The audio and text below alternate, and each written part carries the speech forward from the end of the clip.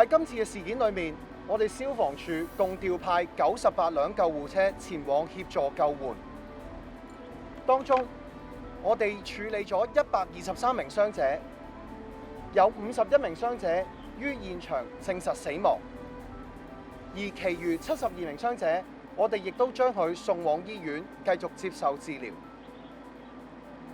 是次行動中，消防處有8位消防人員受傷，佢哋全部情況而家係穩定嘅。好不幸，我哋有一名消防同事於救援期間英勇殉職。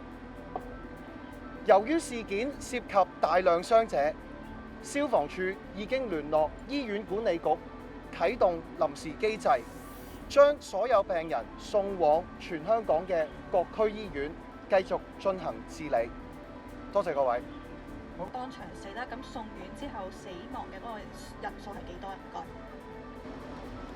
Actually, our major challenge is the temperature is very high in the fire ground, and the inside layout is very complex because the scaffolding is collapsed, and our firefighter need to conference the high temperature to proceed to the fire ground one layer by one layer.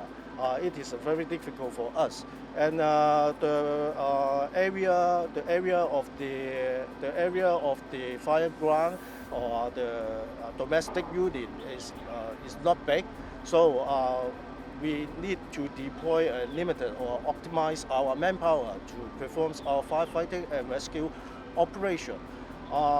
In short, we are trying our best, and we will not give up any chance to pick up to save life. 最新即係可能。